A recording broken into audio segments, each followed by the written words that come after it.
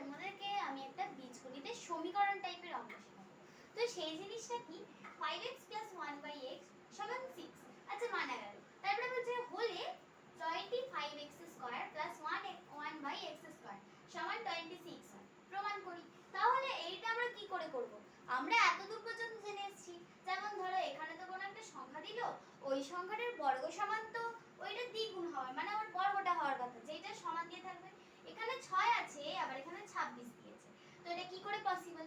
তো এই সূত্রটাই আমাদেরকে করতে হবে। দেখো তো আমরা এখানেতে দেখো দেখতে পাচ্ছি এখানেতে 5x এর বর্গ হচ্ছে 25x², আবার x এর বর্গ x², কিন্তু 1 টা দেখো একা আছে, আরে 1 এর বর্গ তো 1 ই হয়, তাই 1 বসিয়েছে, তাই মানে গেল এটা বর্গ।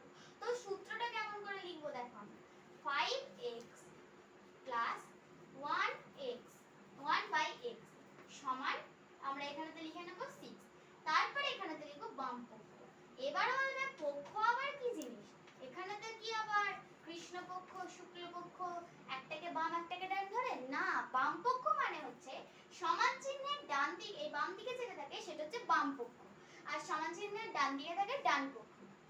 তো যেখানেতে দেখো বলবে প্রমাণ করি দেখাই, ওই ক্ষেত্রেই শুধু আমরা বাম পক্ষ লিখতে পারি, ডান পক্ষ কথাটা কিন্তু আমরা উল্লেখ করব না এই উপর দিকটাতে। আবার দেখো উত্তরটা আমরা কেমন করে বার করছি। এখানেতে দেখো 25 আছে, এখানেতে লিখলাম 25x² + 1/x², এটা লিখলাম।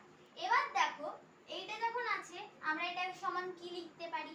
আমরা এটা সমান লিখতে পারি 5x + 1/x তার হোল স্কয়ার, এই এখানেতে এইটার স্কয়ার আর এখানেতে এইটার স্কয়ার।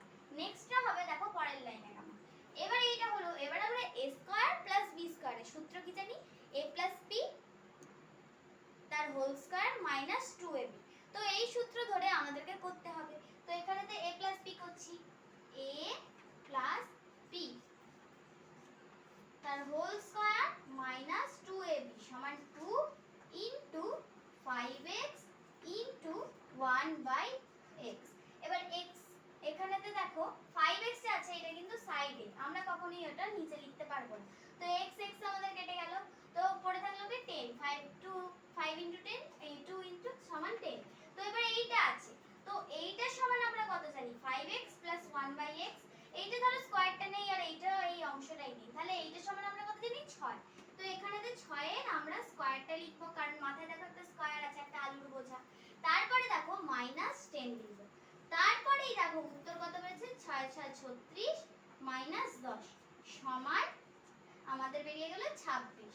তো এরপরেই আমরা এখানেতে লিখে নেব ডান পক্ষ, আর এখানেতে আমরা সাইডে অতএবকে লিখে নিতে পারি প্রমাণিত।